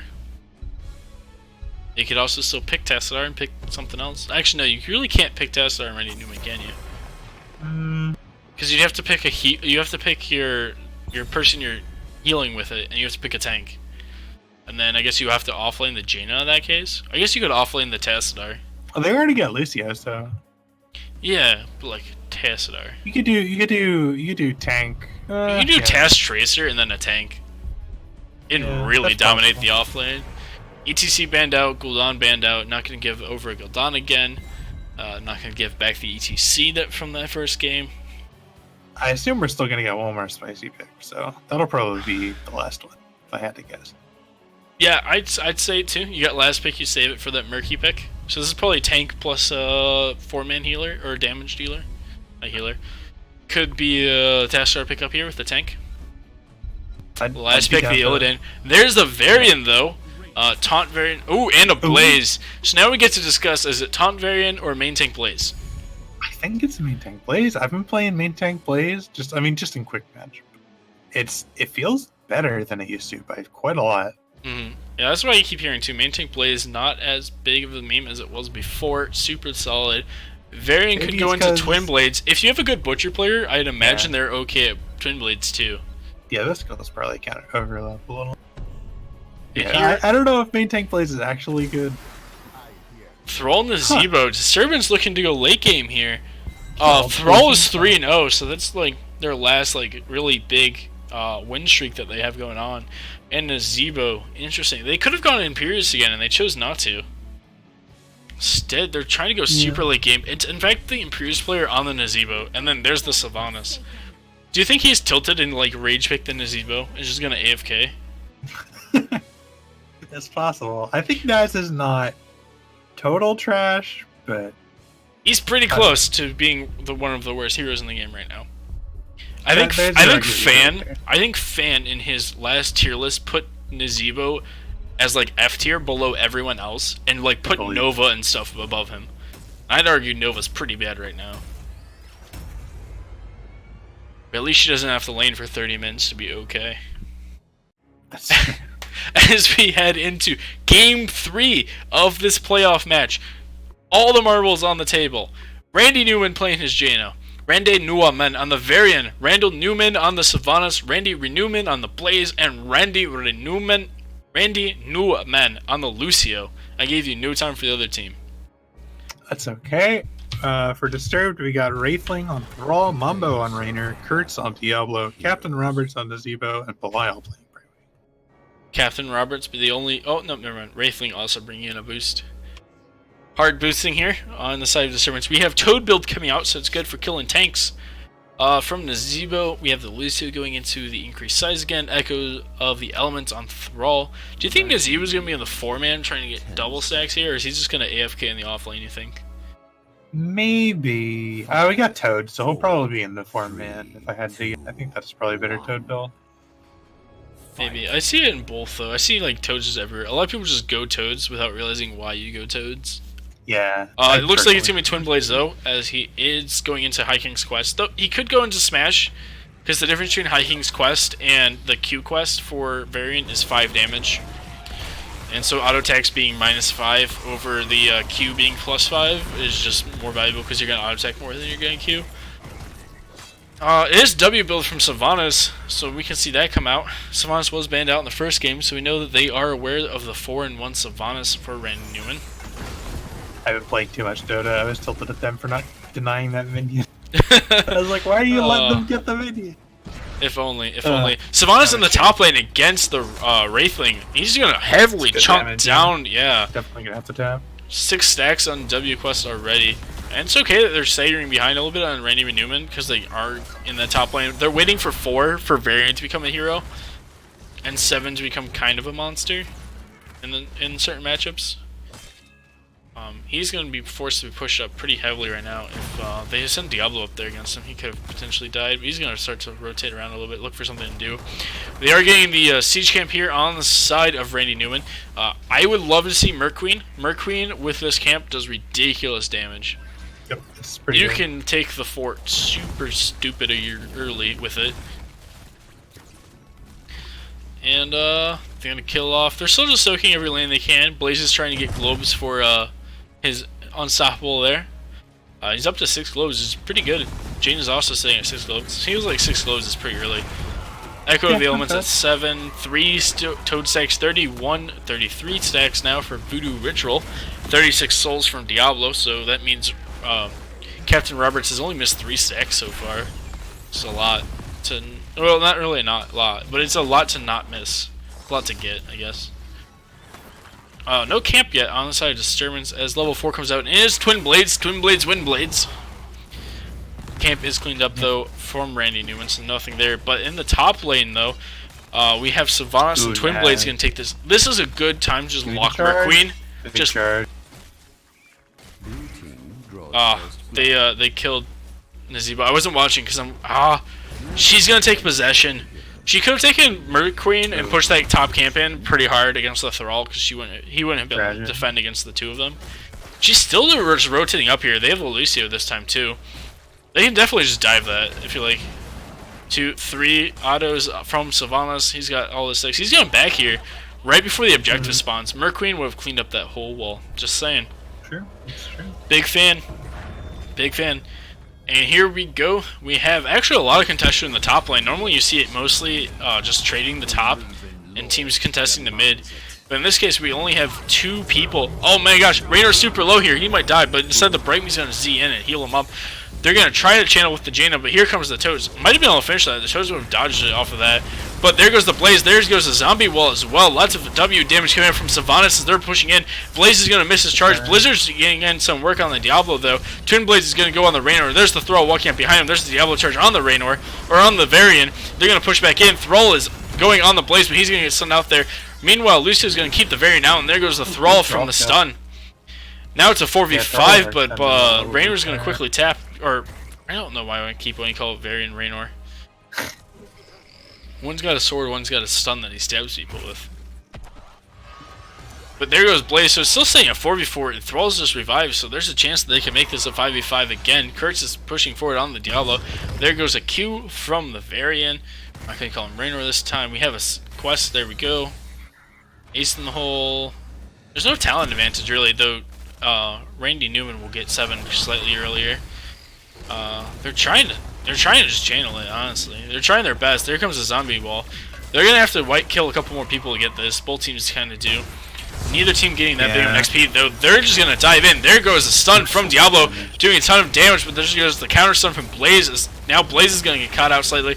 Varian's going to try to... Yeah, Varian tried to channel there, but Rang's just going to queue it. There's got to be the disengage here. I don't know how they can get there. I don't know. Who outstays, though? Is it the Lucio or Brightwing that's going to sustain their team longer? Yeah. I feel like Disturbed is slowly winning, or Disturbance is slowly winning this. Yeah, I feel like they have more heal built into their kit, which might be helping. Yeah, also, that's definitely true. Tap's going out on Captain Roberts for that mana on the Nazebo. At some point, some team just has to give this and just move on with their life. Zombie wall? Someone's going to dive out. There goes a Blizzard, though, and as they dive in on the Jaina. Brayman getting super low, going to die to dot damage. As there goes the Varian. He's getting low, too. He's going to get a kill. Now it's 3 for 1. And they're going to dive in and kill off the Raynor as well. And the Zebo needs to be careful. He's going to... Wow, I didn't know that was the interaction between Zombie Wall and Blaze's charge. Interesting. Unless that was like the Q from Lucio that I just didn't see. That was pretty impressive. It might have been the Lucio. Yeah. That was a weird interaction. It was a weird angle, though, for it to be the Lucio Q still. But anyways, we're moving forward. It's actually going to be Lost Soul instead of the normal Withering stacking up the passive there for the Sylvanas. She's pushing pretty heavily here. But there's a Diablo to counteract that. It's actually second. Alright, it is second one. I don't know why for a second I thought the artwork was Victory Rush there for Varian, which would have seemed like a misclick. But no, it is him. He's going to have that self-healing. It's Ancestral Wrath as well. It's Fuel the Rush again instead of the bigger passive and the slow for Raynor. I don't know. Big fan of that talent because it lets you proc your own ace in the hole. Toads of Hugeness coming out from Nazebo, pretty standard. Peekaboo. Yeah, pretty standard across the board. I do want to point out the Blaze talent, Meltdown, pretty good talent. He also picked up new habits, so he gets cooldown reduction on his passive when he gets globes. So Meltdown's going to proc more often. It's 35% damage reduction for It's also just super good against Diablo. Yeah. Yeah, it is. And super good just against dive in general. They're going to try to siege up bottom here a little bit. They do have a Sylvanas. Passive should be coming up back right around now anyways, even though they use it mid because it's such a short cooldown. Jaina's going to get hit into the wall. Polymorph, but Blaze is going to counter stun, but they're still doing tons of damage as that was a lot of toads that hit Jaina. But Lucio's just going to heal him up. Looks like Lucio's amped up heal matches the toad dot damage, so it does nothing actually happens there. Oh, also we got Sacrificial Soul again for Diablo, so it wasn't a misclick from the last game. That is intentional health. Just, I mean, it's no, different Diablos. Diablo was on the other team because Diablo was paired with Butcher. Sacrificial Soul coming back? Yeah. Is this the meta? No, it was Sacrificial Soul the first game when Kurtz played it. Second game was one of the Randy Newmans played it because they paired it with the Butcher. Yeah. Alright, there goes Combustion though, as 10s were picked up as Water Elemental. There goes Varian trying to pick off Nazebo. Toad Quest was finished off, but they have to slow on the Brightwing from the Water Alley. But it's not going to be enough. They're not going to chase it down.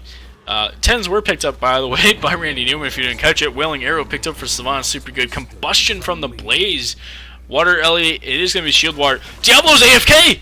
Diablo just wasn't moving, taking damage. They're going to stun him out as well. He was definitely typing at his team, which means they're probably not in voice chat. Which means they're probably super tilted right now. I gotta say, that really seems like a good thing for Randy Newman. Possible. Sometimes you just gotta kind of tab out and swap your music over. I can relate to that. Fair enough. There's a big zombie wall as they catches two. It is not the Blaze charge that pops out of that. It was the Lucio Q originally, because we just watched it again. Lucio doing a good job. There's a lot of damage on the Raynor from the Jaina, though. 10s are finally picked up for Disturbance. They're going to pick up Gargantuan, super good around this objective because they're forced to kill it. Earthquake also going to delay the objective super long. Apoc, Emerald, Wind, and Raider again. Yeah, pretty smart talent choices. I feel like both teams, compared to the last game, have weaker ults. Just because last game had all the strongest ults. Yep, that's true. Yeah, Water Ellie instead of Ring of Frost this game as well. Makes it a little bit easier to proc on a camp, though. It's also smart because their team is way less wombo oriented. Yeah. 2 of the 3 quests already done for Hiking's quest. Underestimated that Varian healing.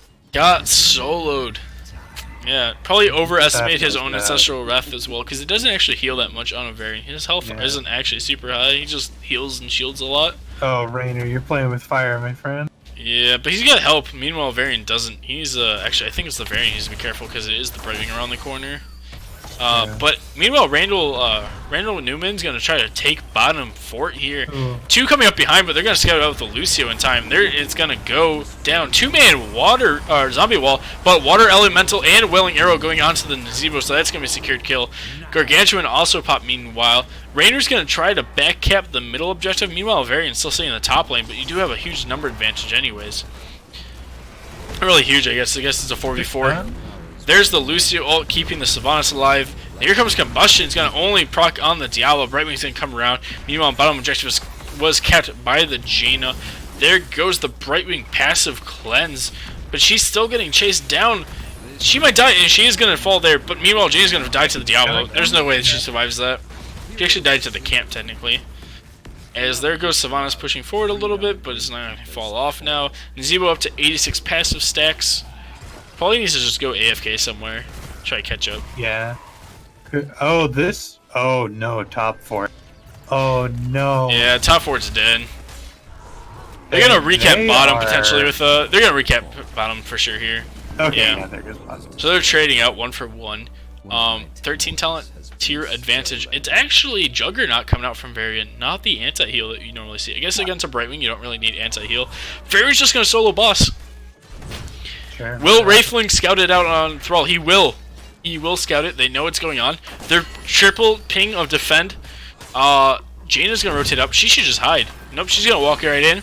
They know the Thrall's there, so they know they're scouted out as the entire enemy team walks in. There goes the root onto the Thrall. There goes the Earthquake as well as Savant's taking a lot of damage there, but it's actually going to be Thrall who falls first. The cap is going to go over to the Blazes. He was the only one to step on it. There's a huge combustion out onto 3, though. Diablo's going to fall as he was separated out from the rest of the team. They're going to chase down Mumbo here. They don't have the fort yet. They don't have the fort. Brightwing's going to die on the fort. No. They didn't. Oh, that's 4 more shots. This game looking pretty solidly going to Randy Newman right now, but it's still late game. They also took middle fort meanwhile. I think they're just gonna ignore the altars and take the tower. Triple. I think they send Varian and they're gonna keep the rest top. They're sending Civil too. Will Civil commit? Civil's not gonna commit to it. Alright, so it's gonna be 4 going for double altar, and Varian's just gonna AFK push bottom. This is a less greedy play, I think. Yeah, I think this is the correct play too. I think you don't 5-man commit to the double altar. You definitely send someone to try to triple cap if you can. There is a ton of shots going over. Is that game? It's 12. 2 shots left. It's not great. 2 shots, and you're about to be triple capped if you don't. They're gonna cap top first. It's all right. They're not gonna be triple capped just yet. A 16 talent tier advantage is gonna go over Randy Newman here, and they're just gonna go on this Brightwing. There's the Emerald Wind Force out. It's gonna hit 3. Yeah, that's smart. All right, they took 2 back in the time it took to take 1. Evasive Fire. We're gonna get some armor coming out from Varian. It is going to be the minus armor from the Jaina again. Heat treatment on the Blaze. Alright, he's going in for that passive build. Yeah, I prefer Juggernaut plating usually, or whatever. Yeah. At 16, but there's not a lot of spell damage, so that's fine. Zevo. Giddy up, picked up by the Raynor. Ice Block. Alright, Pixie Power again. But the interesting talent from Disturbance here, I'd say, is Grace of Air, as they trade middle fort for bottom fort here. Huh. I don't know if Grace of Air... I mean... the trade feels very good, so I don't know. I'm still sure about Spell Armor could have been good here as well, against the Jaina combo. Yeah, sure. Against Silva as well. Alright, they had Throw top. Brightwing was able to TP there. They're gonna wait up for that camp potentially. They did get the camp actually. They just finished. They might have time to get mid here. This is triple altar, and if they get any single altar, they win the game. Yeah. So you just 5-man commit to the farthest side of the map you can, and you just call it a game. If you can. This is a feels bad, man. Yeah, this is definitely a rough spot for Disturbance here. Is they're gonna catch the Nazebo. He's gonna ice block, but there's no one coming. There's no. Yeah. All he did was delay his death by like 2 seconds, 3 seconds. He delays death by 3 seconds. They're gonna just zone out here. Jane's just gonna channel. There's the APOC for the interrupt. She's not gonna go sidestep in time. She's gonna actually walk. Nope, never mind. This is huge damage coming out from Ray Newman. They got a huge level lead, 3 levels, including 16. Jaina finished. That's GG. That is the game. Going over to Randy Newman in the reverse sweep in the playoff game. Butcher bringing it back for them. I feel like Butcher carried the 3rd game too. Let's be honest. I would agree. The boy banned him out. They banned him out, but they were already under the mental strain of having lost to Butcher in a tournament game, which always feels bad. Twin Blade though, top siege, top damage taken, top XP. That is a solid stat line coming out from your offlaner. Sure is. Actually, hero damage this game was pretty low in general. Top of it at 39k, 18 kills to 2, and just man, I'm still just like fascinated with the Butcher. Way to go, Butcher. Definitely the highlight of the entire series. If you didn't catch Game 2, definitely need to go back and watch it. We're gonna check out, see if they've sent anyone there yet. We will be meeting someone in a lobby for an interview. And whenever they show up, we'll wait for them to show up. But wow.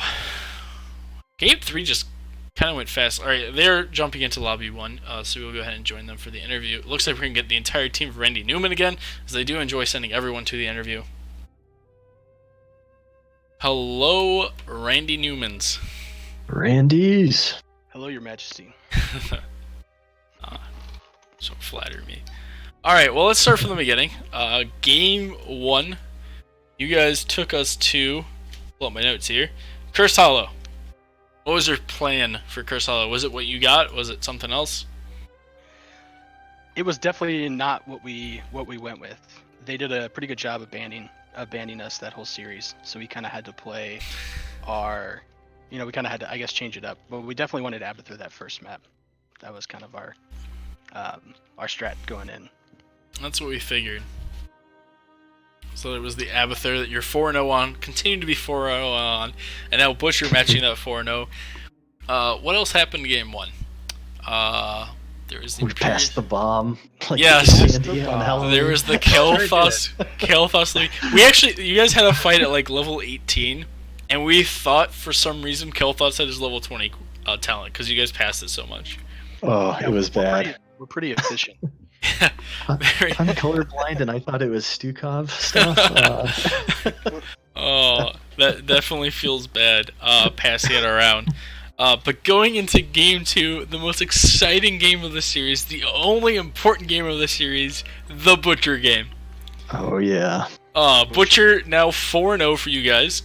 Actually ruined quite a bit of win streaks. He beat the 5-0 Imperius, beat the 6-0 Zul'jin, beat the 5-3 Brightwing, beat the 4-0 Anub'arak, so you ended 4 100% win rate heroes with 1 100% win rate hero. Oh yeah, everyone better fear the Butcher. Last time I casted you guys, Butcher was banned out every game. This time it got through one time. And you guys just let it rip into what I would call a pretty good anti-Butcher comp. It was. We're not good at discerning anti-Butcher comps. We're just good at picking Butcher and then just kind of seeing what happens. Yeah, Butcher definitely performing the game. Not the highest stat in any situation there, but like the impact of a Butcher is always hidden, diving people, making Gul'dan feel bad, making Zul'jin feel bad, getting the level 20 lamb. That's an ability. Tell us about that game. What was going through your guys' head during that game? Dive Gul'dan. Yeah, kill the green man, I guess. Yeah, any of the green men just need to die. Our Diablo did a really, really good job of like isolating targets. There was one fight in the end where I tunneled super hard and luckily stayed alive, but apparently our Lucio was able to keep someone alive like at the very, very end with like single digits health or something. Oh yeah, that was scary. Yeah. But yeah, it was just good calls from our Diablo. Mm-hmm. All right. So you guys are thinking it's more of the Diablo. We just focused in on the Butcher. We like zeroed in on Butcher, just watched him like all game because Butcher's hype. I mean, it's easy for it to look like it was a Butcher carry, but I think our Cassia that game was actually like 10-2.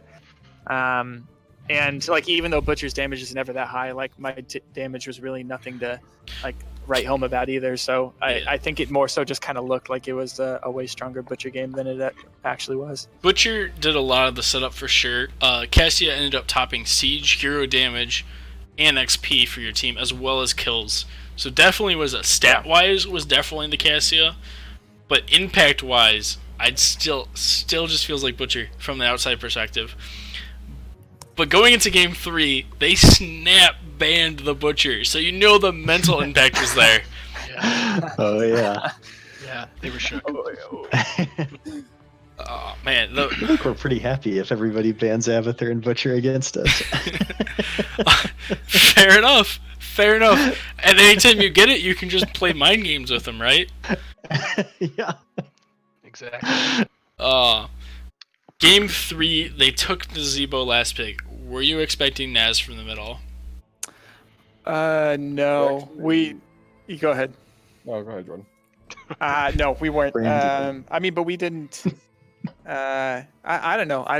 We knew that they had a high win rate with the Thrall. 3-0 on Thrall at the start of that game. You ended another win streak with them. In fact, you ended with every single 100% win rate hero except for Kel'Thas for him. Going into that series, that feels pretty good. They had 5 100% win rate heroes going into that series, and they left with 1. I We mean, didn't know that. we have. That feels pretty good, I guess. Yeah. Butcher ended all 4 of them in one go. Yeah. No, he ended all except for Thrall, so he ended 3 in one go, and then you guys ended another one separately. Oh yeah. But yeah, no, I don't think we expected any of the last 2 picks, but it worked out well. I think it was that first.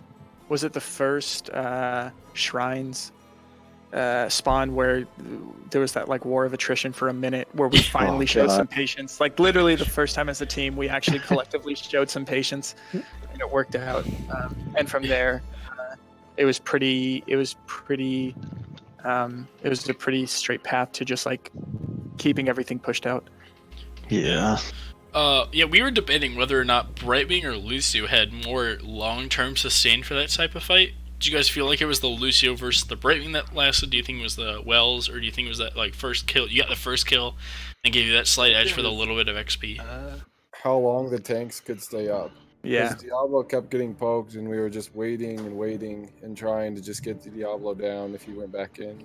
So it was like a war of poke, and we just kind of held out as long as we could. Yeah. We were just afraid to engage into. I guess it felt a little scary engaging into that Diablo and Brightwing, kind of giving them what they want. But also, we didn't have like the best poke, so it was, I don't know. There's a little bit of confusion, but I think like I think in the end we just kind of wanted them to make the first move and just react to that. And we knew that if Diablo ever dove in, we could probably focus and get him down. He was just kind of low and just couldn't get back up to like a decent amount of health to have a safe engage.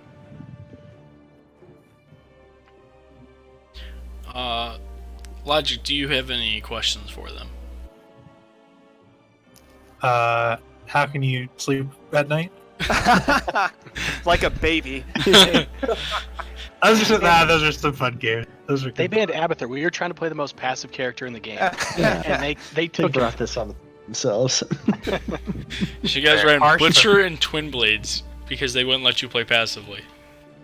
Yeah, Sometimes it's a big part. those are the big brain characters you get out of Randy Newman. That's right. Twin Blades and Butcher. Yep. They just charge in and hope for the best. Yeah, we just smashed our More face or against less. people and hope we come out ahead. Yeah. Oh yeah. Especially that mid game, but like in the Butcher game, there were some times he got super low and then he just like would magically heal up with his W and it's like, well, guess Butcher wins this team fight now. Oh yeah. We joke about it a lot. When we're playing like as a group of 5 with any of us who are around, we joke a lot about like anytime I'm playing Butcher, it's just like babysit me time. But really, it's kind of like what it usually comes down to is I'll just usually play as recklessly as I want, and it's up to like the 4 other people to kind of bail me out if they can. And bail you out they did, as you did end up taking the W. Do you guys have any shoutouts you want to do besides the designer of Butcher? Oh yeah. Oh Mountain yeah, Dew Game shout out to- Fuel. Yeah, our Mountain Dew sponsor, Game Mountain Fuel, Dew Game baby. Fuel. Yeah. And Randy Newman. We like to shout out Randy Newman. If he's out there listening, He's got a friend in us. Please don't be mad at us. Please let us keep using your name. But shout outs to both of you. Thanks again for casting. We had a really good time the last match of ours that you cast. Oh yeah, that was fun. It's really and good. our first playoff win, we had last year was our first year, and we lost in the first round, and so Mhm. we're now 1-1 in the playoffs, going to move on. So Yeah, and were you guys weren't last seed, were you? You guys were the lower seed in this, so this was an upset win for sure. Up until that last one before this, we were, I think. I think we jumped from 8 to 6 in the last week. So this was Something like 6 versus third place, and so 6 upset at third. Yeah. All right. I think that was us last year. I think we were the 3rd seed last year, and we got upset by the 6th seed. So it's kind of it comes full circle, I guess. Yeah. Logic, do you have any shout-outs you want to do? Shout out to Blizzard for reworking Tassadar in the near future, I hope. Oh, That's all. he's pickable. He's first And pickable. shout out to Blizzard for buffing Tassadar, and we really hoped you guys would have picked Tassadar at some point, but it didn't happen. But they were still good games anyway. Yeah. We at one point we had the goal of trying to play every champion. That explains the Murky That died Nova. off pretty quick. So Yeah, fair. You who know, knows? Maybe that's we'll- reasonable. That's smart. I know there's Yeah. been a Nova's a team good that strategy. banned every hero last season. They made it their goal Oh, to do. was there? Yeah, in Division A, they would ban every hero in alphabetic order the entire season. That's what they did. So you'd see like the most I like random that. bans because they were just always going in alphabetic order through the heroes. That's funny. Yeah, They're just I like hiding it. preferences for playoffs. That's smart. ban preferences for Yeah, playoffs. band preferences. I don't even think they qualified for playoffs. But Oh. anyways, so you can always find us here on Nexus Commentary, twitch.tv/Nexus Commentaries. You can find us on the Twitter page, as Zextras finally remembered the password last week, and we can finally post. We also have our own Discord channel, but I don't know if the link is on the Twitch page anywhere, so that might just be mystically existing somewhere in space, and you gotta go find it. And we'll be doing polls soon as we're coming up to the end of the NGS season about what you guys want to see in the off season. Whether you want to see different show matches or just take a break, or if you guys want to see POV streams, we'll get around to that. You can just go to Twitter and you get to vote in that. You can also hit the subscribe button to get notifications for when we go live. And thank you all for coming out, and we'll see you all again next time in the Nexus.